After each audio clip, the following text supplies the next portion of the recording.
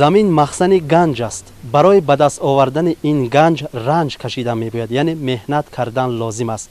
امروزها پرزیدنت مملکت در هر برآمدهای خود تاکید کرده ایستاده است که از هر یک وجب زمین عاقلانه استفاده بریم و از حساب آن روزگار خود را باز هم فراوانتر سازیم. به همین خاطر ما در جمعیت شهروندان محله حضرت علی امروز به خاندان ها رفته حالت از زمین استفاده بردن اهالی را از نظارت گذرانیده ایستادیم همراه رهبر سکتور دوم.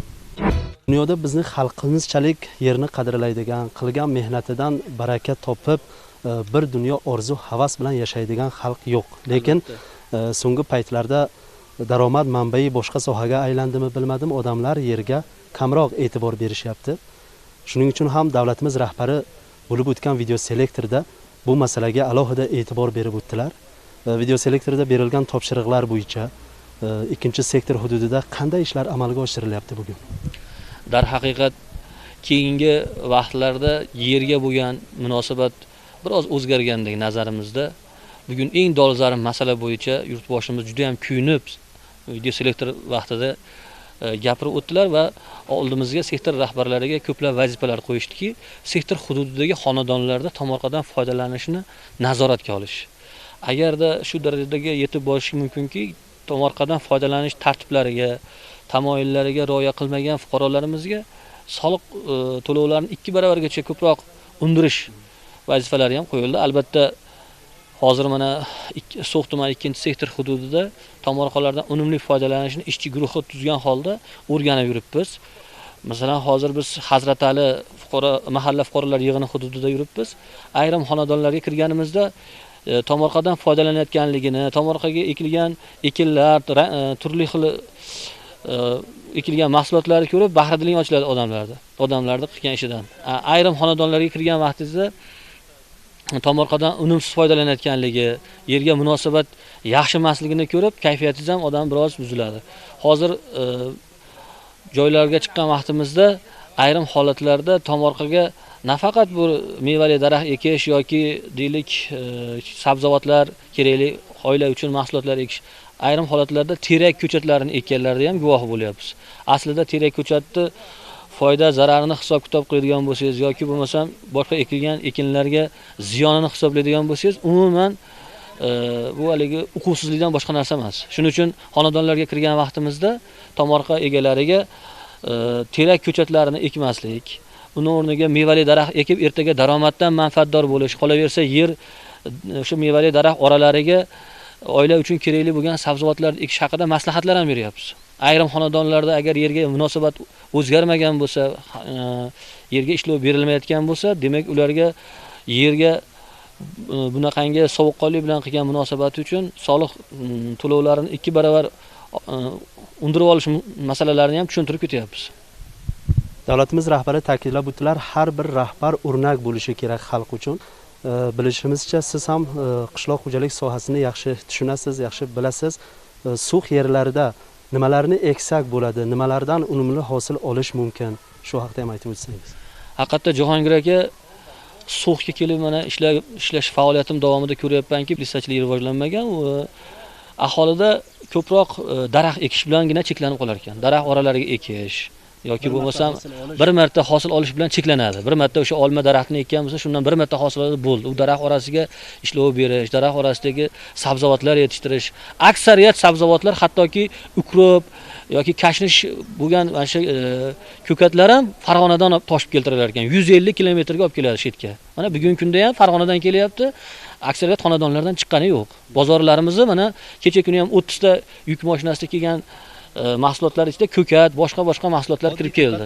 Oddiy. Aslida o'sha quyoshliligi, yerda unumdorligi mana ko'rib turibmiz. Hamma sharoit bor ko'kat ekish uchun. O'sha ekilgan daraxtlarning orasiga erta bahorda, masalan, fevral oyi oxiri, mart oylarida bo'lmasam ko'kat ekishi yoki bo'lmasam kuzda urug'ini sepib, tepasini ozgina parnik qilib o'rab qo'ysa klyonka bilan. Bahorga juda ham ayni muddao bo'ladiki, ham xalqimiz dasturxoniga, ham o'zi uchun oilasiga daromad bo'ladi. Shu narsalarni tushuntirish bo'yicha men o'zimiz sektorim hududida bo'sh turgan yer maydoniga 1,5 sotikli teplitsa qurdim hozir. Yoniga alohida 1,5 sotikli yer maydonchasi tayyorlab, shu kredit so'rab kelayotgan, ya'ni teplitsa qurish bo'yicha, tomorqa bo'yicha kredit so'rab kelayotganlarga berishdan oldin ularga hisob kitobini ham tushuntirish bo'ladi. Ham o'quv amaliy mashg'ulot joyi qildim. Hozir borib shu narsani ham ko'rishimiz mumkin. Maqsadim So'xdagi ayrim xonadonlarimizga shu masala bo'yicha shug'ullanmayotgan yoki tushunchasi yo'q fuqarolarimizga ana shu o'quv uchastkamda tushuntirish. Ya'ni qanday qilsa qancha rasxod ketadi, qancha mablag' ketadi, bitta teplitsa 1,5 sotiylik teplitsa qurish uchun yoki parnik qurish uchun yoki yerdan nimalarni ekish mumkin. Shu men tashkillagan o'quv nimasida, uchastkasida 10 dan ortiq sabzavotlarni, pomidordan tortib, bolgarskidan tortib boshqa sabzavotlarni ekib, ularga ko'rsatib, ketadigan hisob kitobigacha qilib bermoqchiman. Mana shu umid qilamizki, xalqimiz uchun foydali bir amaliyot bo'ladi. To'g'ri aytingiz, avvallari biz kreditni beraverdikda, uni qanday ishlatishni aholiga tushuntirmadik. Shunday emasmi? Juda ham to'g'ri aytyapsiz. Bu masala bo'yicha yurtboshimiz, muhtaram yurtboshimiz o'tgan yilda bergan kredit mablag'larimizdan qanchalik maqsadli, maqsadsiz foydalanganligimizni tahlil qilib, jon kuydirib bir selektorda gapirdilarki, biz juda ko'p miqdorda haqiqatda ko'p mablag'ni berdik. Xalqimiz so'ragan yetarlicha mana shu tomorqachilik yo'nalishida deymizmi yoki boshqa sohalarda kredit mablag'larini imtiyozli tarzda 8% kreditlar berdik. Jumladan So'x tumani uchun ham 14 milliard so'm o'tgan yili kredit berilgan 8%. Lekin ularda joylarida qanchalik foydalanganligini nazorat qilgan vaqtimizda, tahlil qilgan paytimizda bizni ko'nglimizni qondiradigan darajada emas. Nimagaki, ularda birinchidan o'quv yo'q. Aynan teplitsachilik qilish, teplitsaga deb olgan mablag'ni qurgani bilan ishlata olmayapti. Yoki bo'lmasa ayrimlar qurmagan. Yoki bo'lmasa olgan mablag'ini keragidan oshiqcha olgan. Bitta teplitsa qurish uchun masalan 10 million mablag' ketadi 1,5 sotiylik joyga, ko'pi bilan. Lekin 30 million mablag'ni olib, na uni ishlatiladi, na bu narsani foydalanib ertaga qaytarib bankka topshiriladi. Oqibatda oila battar botqoqqa kiradi. Shu narsaga barham berish bugungi kunda oldimizda turgan eng dolzarb masala. Biz sektor rahbarlari muhtaram yurtboshimizni o'tkazgan selektorga bergan bu topshiriqlardan kelgan xonadonma-xonadon yurib, bu yil ham shu xatolarga yo'l qo'ymasligimiz uchun avvalambor kredit mablag'lari hali hanuz berilyapti. Berishdan oldin mana shu o'zimiz tashkil qilgan o'quv uchastkasida u narsani tushuntirib, qolaversa berilgan mablag'ni oldin borib xonadonni ko'rib, qancha yer maydoni bor o'zi, qanday qilib tashkillamoqchi. Shaxsan tepasida o'zimiz ham turibmiz, ishchi guruhimiz turib, joy-joyiga qo'ydiryapmiz. Ana o'shanda ko'zlangan maqsadga erishishimiz oson bo'ladi. Albatta. Rahmat, binandagoni aziz. ما در جمع شهروندان محله حضرت علی قرار داریم و مصاحب ما پروکورور ناحیه رهبر سکتور دوم فرهاد جان عبدولی میباشند و تشریف ما به خاندان‌های این حدود دوام دارد. بینندگان عزیز، به هر یکی ما معلوم است که امروز بیماری کرونا ویروس در تمام مملکت‌های دنیا اوج گرفته است و متاسفانه در ازبکستان صاحب اختیار ما نیست و برای همین در ازبکستان کرانتین اعلان شده است. آدمان به کوچه نبرایند، در خانه نشسته برای گرفتن پیش راه پنهانشوی بیماری مذکور باید حصه ارزنده خود را گذارند. از ما طلب یک چیز، فقط در خانه نشستن و در خانه نشسته امروز به کارهای دهقانی زمین روی حولی مشغول شدن بسیار ضرور است، چون که از زمین عاقلانه و ثمرناک استفاده بردن لازم است. در همین مورد ما پیش راه بحران اقتصادی را گرفته می توانیم و ما حالا در خاندان یکی از ساکنان محله حضرت علی آموزگار شناخته رحمت جان حساموف می باشیم. دوملوی عزیز، میخواستیم درباره عاقلانه و ثمرناک استفاده بردن از هر یک وجب زمین فکر و اندیشه های خود را میگفتید. البته حیات انسان بی زمین هیچ تصور کرده نمیشد. انسان میپویدگی، سلامتیش جو با جو میکرگی، زندگی کران به شرایط میکرگی این زمین است. برای همه من این دوره کرونا ویروس دیده شده، مویم بیکار نایستاده. انم زمین با بچه‌ها، با کلندا، با همسرم وقت قطع گردونده این حاصل گرفتیم. که حوصله ما خدا خواهد گنده نمیشه. در اصل چند مراتب به حاصل میگیریم؟ بعضی وقتا 2 بارم میگیریم. 3 بارم گفتم ممکنه که 3 بار سیمش نمیپزد. هوای ما تیز خنک میغلطد. اول من یک بار کچکه میکنیم، جلوی سبزی پیاز میکنیم، با چینا میکنیم، من 2 حوصله ما میگیریم. حرکت میکنم که همه بچه‌ها عذاب نکشد. من این جمعیت مونده، من از که کسل پیدا شده کم بودی زندگنده نشانش تر کرد. بعضی مسئله هایی که این چیزا ما زندگی و از زمین براریم، مسئله ارد گندم من دولت ما یاردم کرد تا من کارساز. برای همه تکلیف میکنم که همه خانه استفاده از زمین عاقلانه استفاده برده و حاصل کنم. شما آموزگار 18 چند سال در ساحه تعلیم فعالیت برده اید. امروز به خوانندگان مکتب تعطیل اعلان شده است موقتا با سبب پهن گشتن بیماری کرونا ویروس. در خانه بغیر از کشت و کار به تعلیم و تربیه نبیره ها هم اعتبار داده ایستاده؟ البته اینجا نبیره های مکتب خانمونه مایده اونجا گفت رفته بعضی رفته خبر گرفته درباره همه من سوخوندن تعلیم جور کردن اونلاین که میکنم که خوندگیش و کم نمیشد.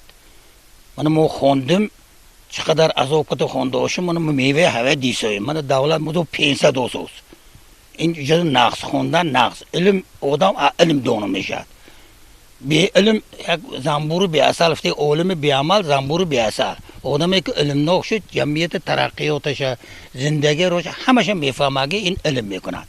هم در همون جمعه هم گفته که من سعدی شیرازی گفته که در این باره اینجا بسیار علامه های ما شاعر نویسندگان در باره علم گپای بسیار پند حکمانیز گفته. البته درست گفته در کدام یک ساحه نباشد علمناک نباشیم اگر موفق شدن نمیتوانیم. خواه ساحه تدبیرکاری باشد خواه ساحه خواجگی قشلاق و برای همین در ازبکستان با تشبث پرزیدنت شوکت میرزویف برای بلند برداشتن مدنیت کتابخوانی اعتبار الهیده داده شد و خوشبختانه در 2-3 سال اخیر تعداد آنهایی که با مطالعه کتاب‌های بدیع مشغول میشوند خیلی افزود چون که بدون مطالعه کتاب آموختن علم و دانش نیز امر محال است. این در حقیقت طوره. من مثلا مرزا عبدالقادر بیدلان در باره دانش گفته گنجوی هم یه فکرهای پیش قدم گفته است که نظام دانش طلب بزرگ آموز تا بنگره روزت از روز. من با فرزند نصیحت کرده که این کتاب‌های درسنده پیش همچین موضوعی تعلیم داده میشه. همه اندر درباره علم دانش آموختن تلقین تشویق کرده شده. در وقت کرانتین به همدیاران چه خیلی توصیه ها دارید؟ من امروز سازو توسعه نگذراندن دولت من غمخوری کرده همه که مو غمخوری کرده همه قدر مولا سر کرده که غمخوری کرسوز علاج به کوچه نبرآمدن در کار به هده بیده. برای همین اگر نبرایم ایگون که همون کسلی ما قبول نمیکنیم اهل علما نمیگذرانیم برای همین در خانه استادن در کار با کار خانه مشغول شدن در کار. درست تاکید کردید. ما تکلیف میکنیم. رحمت درست تاکید کردید. البته گرفتن پیش راه بیماری مذکور بارها گفتیم تکرار به تکرار میگوییم که پیش از همه به رفتار و کردار ما و شما بینندگان عزیز وابسته است. از خانه نبراید در خانه بمانید برای گرفتن پیش راه بیماری کرونا ویروس حصه خود را گذارید.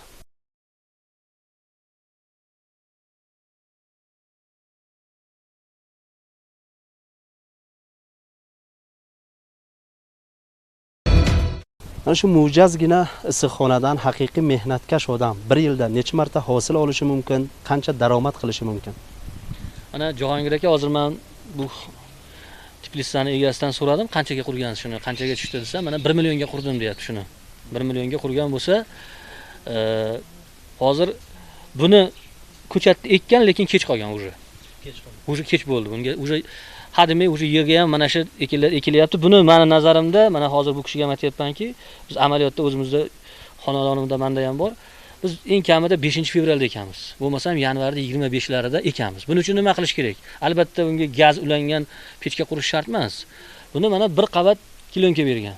Ikkinchi qavatini mana shu tepasidan ikkinchi qavatni ham tashab, termiz degan narsa bo'ladi. 2 qavatli kilonka bilan o'ralgandan keyin o'z-o'zidan buning ichida issiqlik ortadi. Issiqlik ortgandan keyin ayrim vaqtlarda endi bu So'x tumanida sovuq qattiqroq bo'lishi mumkin bizga nisbatan. Shu paytlarda sovuq qattiqroq bo'lib ketgan paytda mana shu 2 qavatning orasiga ozgina isiriqni nima berib, dut berish natijasida issiqlik ushlab qolishi mumkin terimiz. Natijada mana shunga biz eng kamida 25-yanvar fevralda boshida pomidor ekishimiz mumkin. Karam ko'chat ekish mumkin, gulkaram ekish mumkin. yoki qalampir ekish mumkin. Va hokazo boshqa nimalarni ekib turib, bugungi kungacha o'zi u ancha mana g'ura bo'lgan paytiga erishish mumkin edi. Natijada narx-navon hali juda ham tushib ketmasdan, hali yerdagilar endi ekin-tikin qilayotgan paytda siz mana shu Termizdan qilgan, Termiz usulida qilgan Tbilisizdan o'sha dehqonchilik sotuvga chiqarish imkoniyatiga ega bo'lamiz. Albatta eng kamida bo'lmadiganda 6-7 million mana shu kichkinagina joydan daromad bir martalik hosilni olishi mumkin. O'z-o'zidan may oyining oxiriga borib o'sha bu tugaydi.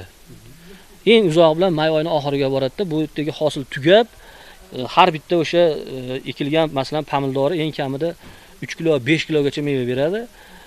Undan keyingi ekinni biron bir ekinda ekish mumkin. Bu yerga karam ekadimi yoki bo'lmasam bitta bizga pastdan olib kelinayotgan asosiy nimalarimiz karam bormi? Hamma narsa pastdan olib kelinyapti. Balgariski bormi, qalampir bormi?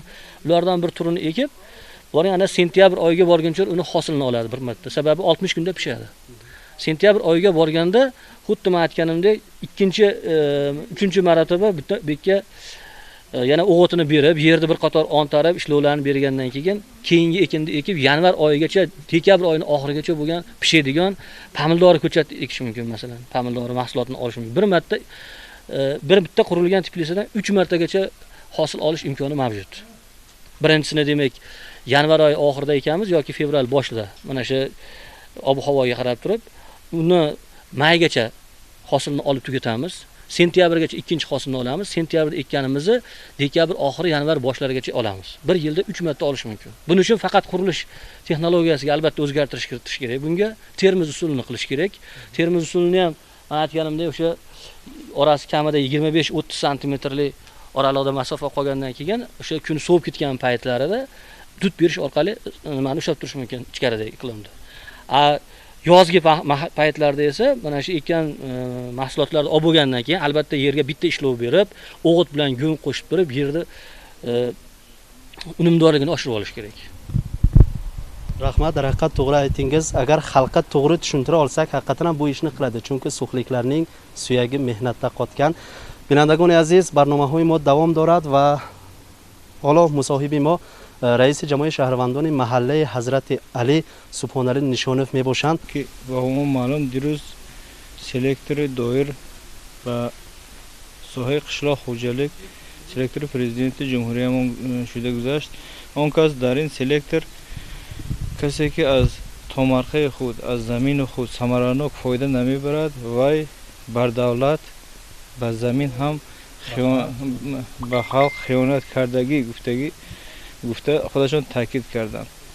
Акин ин гапи ваё беасос гуфтагишон не. Ҳама мо маълум дар дунё ҳозир касари пандемия коронавирус ҳама ҷо дар авҷанда.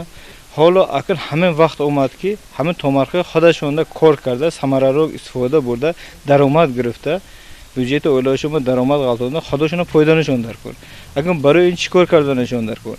мо гуфтем шиёри уйда холинг дар хона бимонед гуфтаги омови ахборотана ҳамашона мо гуфтем. Акин барои ин барои ҳама фуқароҳои дар хона монданашон мо масъуло мана чихелки роҳбари секторон прокурори ноҳия мо гуфтанд мо шароит карда додамо дар кор. мо албатта ин шароита мо карда додем. мана худатон гувоҳед сайёр ярмаркаҳои дирӯз дар ҷамоаи шаҳрвандони сар бозорча гузаронда шуд. мана дар маҳаллаи моям ташкил шуд. бозам ин чиза ташкил мекунем.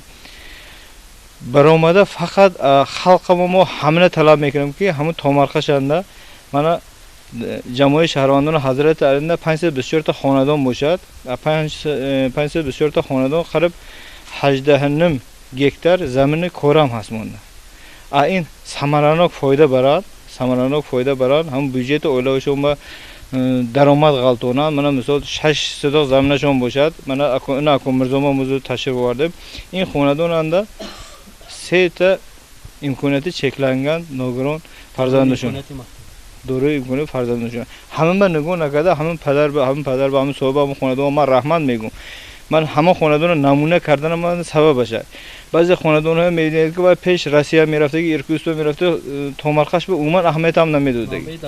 манбаи даромад дигар чиз буд. ҳозир акин раҳо маҳкам шуд, границаҳо маҳкам шуд ва маҷбур акин ҳама хел мисли ҳамино кор карданашон дар кор ки ҳозир анамина 1 миллион ба кардиян ман теплиция гармхона бунёд кардиян. ин аллака ин инсон кавития гирифта банчаша 1000 сум 5000 ка ман дуконашон кушодаги дуконашон бироварда фарохта бюджети оилашон даромад оварда тони зодия. ҳамин инсон ки мана 3 та фарзандашон имконияташон ногирон будаша дида нашишта вайка нашта ин кори қин нест. мана чихели ки прокурор мо гуфтанд помидор инҷа шинондашаги мана бодринг ҳаят мана кавитоҳо ҳаят. агар мо ҳамин томархаҳо самаранок истифода барем, мо аз бозор сабзи, пиёз, карам, картошка, одди як кабутоҳе намехаре мо аз ходомо мебирод. Демак аз ходомо бирод ин ҳам барои оилаи ходомо бюджети оиламо даромад. Пул дар ходомо мемонад.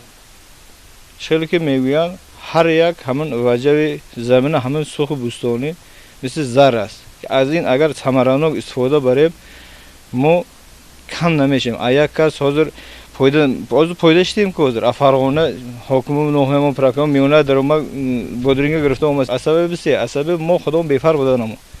мо деҳқончилика раҳбар намонданамо. Акан ҳамин ташаббуси президентумо кате гуфтагишо кате ин рава мемонам. Худо хоҳад ҳама хел маводҳо, ҳама хел маҳсулотҳои полиза ҳамаш дар сух мондан мешад, нархошам арзон мешад. рӯз таъкид намудед ва ҳаминро ба халқ оддитар карда, соддатар карда фаҳмонидан лозим аст ки баста шудани роҳ ин пеш аз ҳама ба манфиати худи мост. Чунки имрӯз дар тамоми дунё бемории коронавирус авҷ гирифтааст ва дар Узбекистони офтобии мо барои гирифтани пеши роҳи он бо ҷидду ҷаҳд таҳти раҳбарии президент Шавкат Мирзиёев ҳаракат карда истодаанд ва мо шумо низ ба тавсияҳои зарурӣ риоя намуда аз замини рӯи ҳавлиягиамон самаранок оқилона истифода бурда ҳам барои гирифтани пеши роҳи беморӣ ва ҳам барои гирифтани пеши роҳи буҳрони иқтисодӣ ҳиссаи сазовори худро гузоштанамон лозим аст. барномаи мо давом дорад. ба хонадонҳо боз ташриф меорем. мо ба шумо маълумотҳо медиҳем дар ин бора. моро тарк накунед, аз мо дур наравед.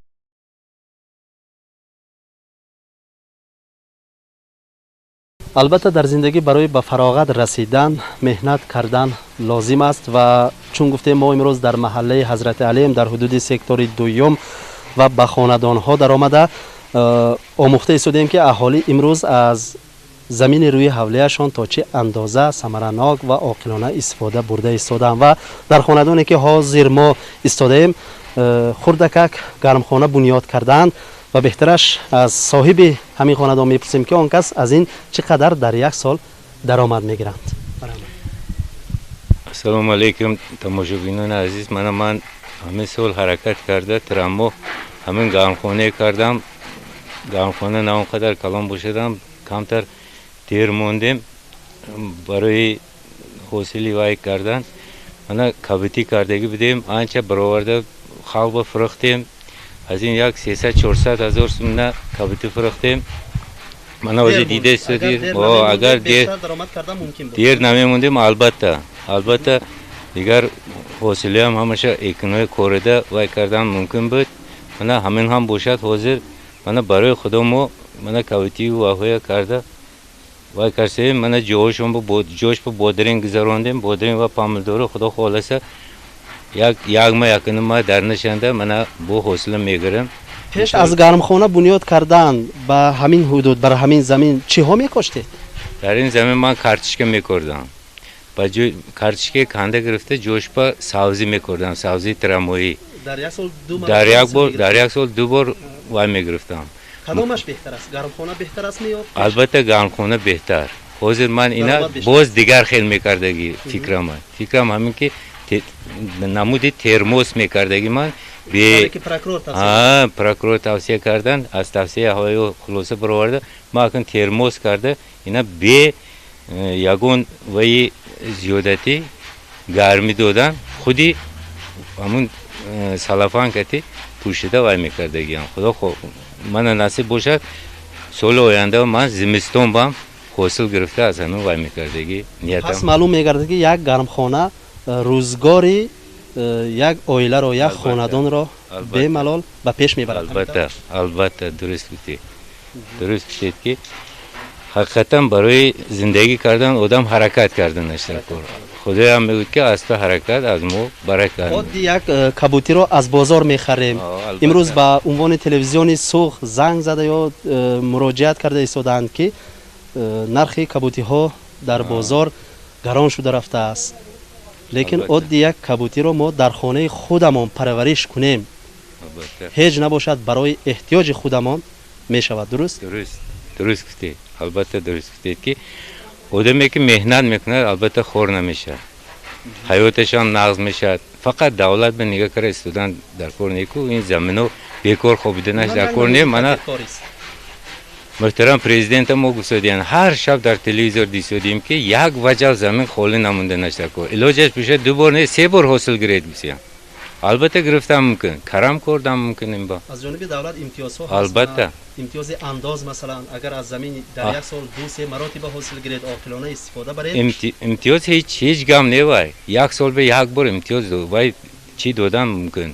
ویش نالوگی زمین میتیم کو. همین رو هم کم کردن. همین هم کم کردن پرزیدنت بر احمد. حقیقت معلوم میگردد که غمخواری هست، اعتبار هست، امتیاز هست. از ما فقط حرکت، مهنت و فراوان زندگی کردن. رحمت.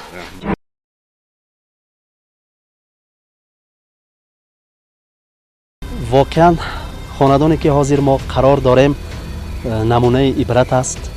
از زمین روی حوله ثمرناک و عاقلانه استفاده برده ایستادند. هم به خاندان حسن دیگر، حسن بسیار زیبا ضمن نموده است. این حالت بینید درخت ها خیلی زیبا شکل داده شدگی، محصولات های ضروری را، تخمی های ضروری را به اینجا پاشیدند الکی. اما در محله حضرت علی هستند آن خاندان هایی که تا به حال در خواب می باشند، گویا از آمدن فصل بهار بیخبرند و از زمین عاقلانه استفاده نمیبرند. لیکن اکثریت خاندان ها از زمین روی حولیهشان عاقلانه استفاده برده ایستادند و امروز رهبر سکتور دوم، پرکرار ناحیه و رئیس جمعیت شهروندان محله حضرت علی به هر یک خاندان وارد شده با آنها درباره عاقلانه و ثمرناک استفاده بردن از زمین کارهای ترغیباتی تشویقاتی بردن، مصلحت و مشورت های خود را دادند و باور داریم که من بعد اهالی از زمین روی حولیشان پرره و ثمرناک استفاده میبرند. و باز همین را به شما بینندگان عزیز خاطر رسان کردنیم که این برنامه ما من بعد دوام میکند. به هر یک محله رفته از هر یک خاندان البته دیده میکنیم، چون که مقصد اساسی سیاست امروزه مردم ما در وقت کرانتین از زمین روی حولیهشان عاقلانه و ثمرناک استفاده برده در یک سال 2-3 مراتب حاصل گیرند. در همین مورد ما میتوانیم علیه انقراض اقتصادی، انقدرش بحران اقتصادی مبارزه بریم. سلامت باشید. برنامه های تلویزیون صبح دوام دارد.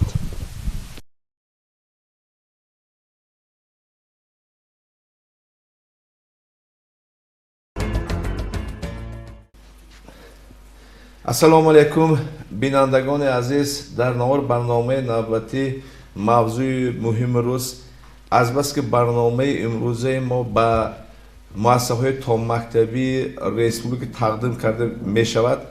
ما مجبور شدیم با زبان دولتی با مدیره مؤسسه‌های تا مکتبی گلنازه عثمانова همصحبت شویم با زبان دولتی. گلنازه خان biz studiyamizga xush kelibsiz.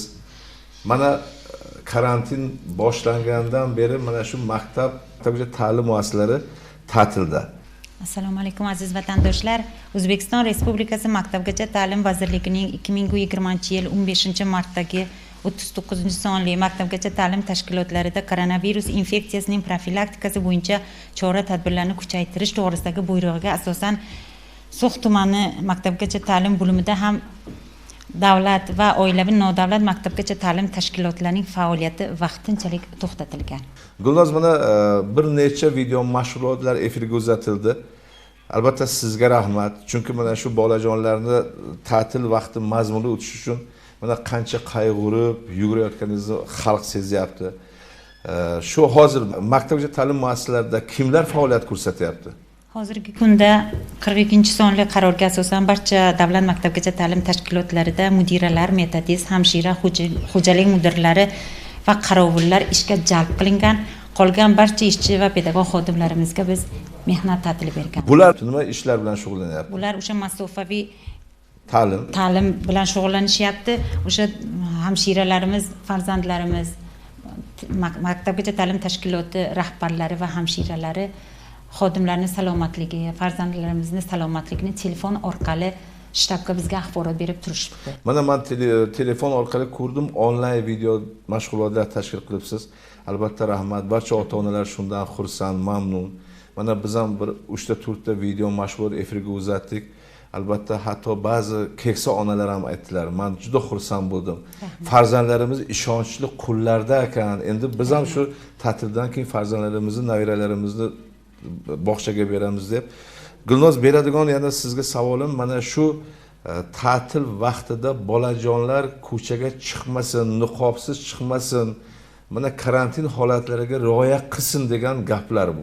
Buni efir orqali yoritib boryapmiz chaqiruvlarni. Lekin ming afsuski mana televideniya orqali hammamiz ko'ryapmiz, O'zbekistonda shu maqsadsiz, niqobsiz yurgan bolalar ko'chada uchrab turibdi. Jumladan bizning tumanimizda ham maktab o'quvchilari shu ko'chada yurganini guvohi bo'ldik. Mana ichki ishlar hamkorligida ularga ogohlik berdik. Ba'zi ota-onalarni ma'muriy jarimaga tortishga sabab bo'ldi. Siz mana shu bolajonlarimizni ko'chaga chiqmasligi bo'yicha qanaqa ishlar olib boryapsiz? Biz ishchilarimiz ta'tilda bo'lsa ham, ammo qalban xalq bilan, bolajonlar bilan birlamiz. Bolajon telekanali orqali berilayotgan onlayn mashg'ulotlarni ota-onalarimiz ko'rib borishyapti. O'sha haqda o'z fikr mulohazalarini hatto bizga bildirib, biz vazirlikkacha o'zimizni minnatdorchiligimizni bildiryapmiz. O'zimiz ham sizlarga rahmat, sizlar yordamlaringizda farzandlarimiz bee'tibor qolmasliklari uchun mashg'ulotlar o'tkazyapmiz, ammo o'tkazilayotgan har bir mashg'ulotda o'sha biz bir guruh fidoyi tarbiyachilardan bir guruh tuzib olganmiz. Ular ota-onalarga yordam berish sifatida tuzilgan. O'shalar har bir mashg'ulotida Telegramda ota-onalarga murojaat qilishyapti. Farzandlarimiz e'tiborsiz qolishmasin, hattoki maktab o'quvchisimi, maktab yoshidagimi, kim bo'lmasin ko'chaga bemaqsad chiqmasin, niqobsiz yurmasin. Salomatligimiz o'zimizning qo'limizda. Qanchalik tartibga qat'iy rioya qilsak, shunchalik koronavirusni yengishimiz oson bo'ladi. Ustozlar shu farzandlarning hol ahvoli bo'yicha ota-onalar bilan bevosita telefon orqali suhbatlashib turibdimi? Suhbatlashyapti. Telefon orqali ham Telegramni ochganmiz, ota-onalarni ham o'shalarga qo'shib qo'yganmiz. O'sha biz tuzgan faol tarbiyachilardan tuzgan guruhimiz ota-onalarga yordam berish maqsadida tuzilgan. Bironta farzandimiz e'tiborsiz qolmagan suhda. Biz doimo ularni hayotidan boxabarmiz. Qolaversa, men fursatdan foydalanib So'x tumanining barcha onalaridan iltimos qilardim. Bog'chalarimiz ochilib, bag'riga bolalarni olguncha bizni farzandlarimizni ehtiyot qilsin. Albatta. Chunki mana shu hamma ota-onalar bilishadi. Shu bir paytlar bizni maktabgacha ta'lim shu bog'chalarimizda ahvoli qay darajada ekanligini mana 2019-2020-yilda tumanimizda nechta yangi bog'cha? 5 ta 6 ta yangi zamonaviy bog'cha ochildi. Shu bog'chaga kirgan odam chiqqisi yo'q. Albatta bunga mana hurmatli prezidentimizga hamma minnatdorchilik bildiryapti.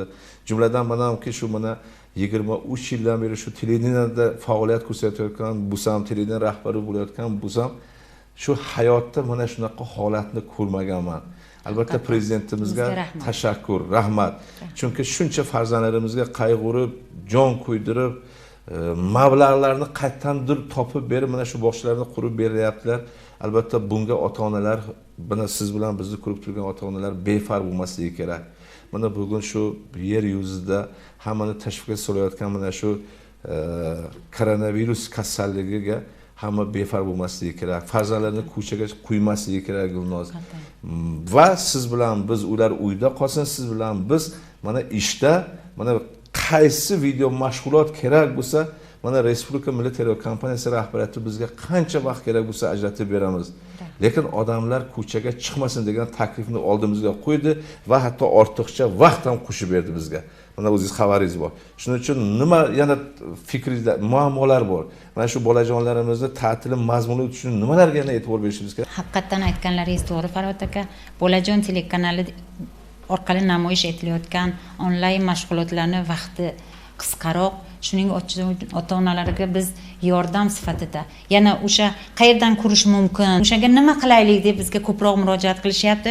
Shuning uchun onlayn mashg'ulotlar vazirlik rasmiy sayti, YouTube, Instagram, Facebook ijtimoiy tarmoqlardagi vazirlik kanallarida joylashtirilgan, ularni ko'rishlari mumkin. Hamda o'zimiz mana sizlarga ming rahmat, televideniya orqali namoyish qilyapsizlar. O'zimizning tilda, tojik tilida bolalarga tushunarli video mashg'ulotlar o'tkazyapmiz.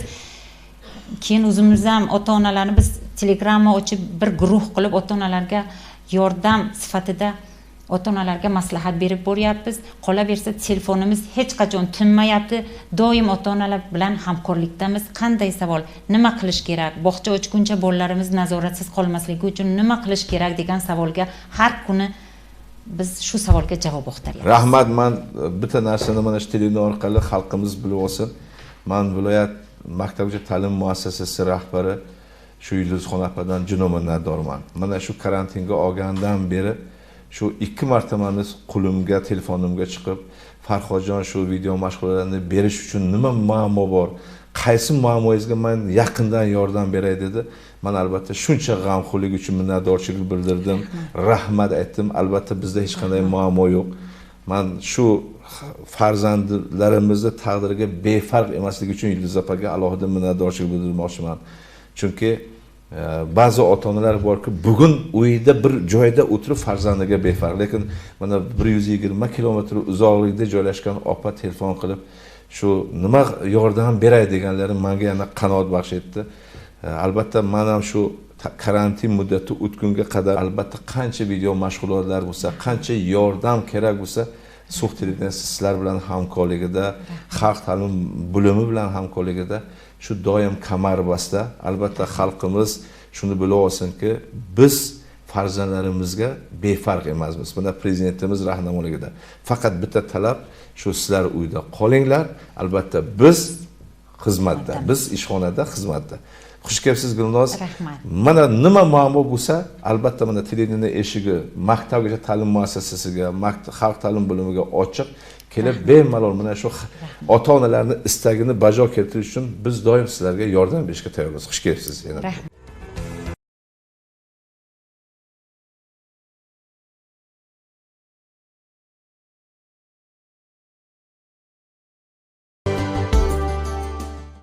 در بعضی موردها ما حقانه از خود رفتیم. بسیارها خدا را قریب فراموش کردند. آنهایی که از خود رفتند، علل خصوص آب روان جویبار را که نعمت الهی است افلاس کردند. معرکه های دبدباناب کردند، از خود رفتند. دیروز در تلویزیون با همراهی رئیس کمیته محله طول فضل‌الدین هر دوشون گپ زدن و درباره آب نوشاکی، افلاس‌های مراسم‌های دبدباناب گذراندن، از خود رفتن بعضی ها رو گفته گذاشتن. من هم از همین الهام گرفته به دست قلم گرفتم، مناجات با حضرت باری تعالی. ز خود رفتیم چی درویش و چی دارا، نمان درمان نه آدابی گوارا. شعار کردیم به خود کبر و هوا را، خداوندا ببخشایید ما را، سیاه روی و گنهکاران رسوا را. نمان درمان نه انصاف نه دیانت، شیطان زما آموخت طرز خیانت. پدر شرمنده و مادر خجالت، خداوندا ببخشایید ما را، سیاه روی و گنهکاران رسوا را. چو حرف عرش یزدانی نخواندیم، ز خود وسواس شیطانی نراندیم. قلب پاک را به افلاسی رساندیم، خداوندا ببخشایید ما را، سیاه روی و گنهکاران رسوا را.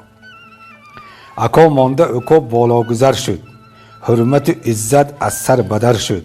قدر انسان ناچیز در پیش زر شد، خداوندا ببخشایید ما را، سیاه روی و گنهکاران رسوا را. از لاقیدی نسلی بد اخلاق، آب صاف جوی شد افلاس ناپاک. فیض و فتوح نماند در زیر افلاک، خداوندا ببخشایید ما را، سیاه روی و گنهکاران رسوا را. شد کشاده کنون چشمان ما هم، از قدرت لال گشت عالم آدم. آمدیم به درگهت نالان و سرخم، خداوندا ببخشایید ما را، سیاه روی و گنهکاران رسوا را. و امید خودت رحیم و رحمان، به عزت محمد صاحب قرآن.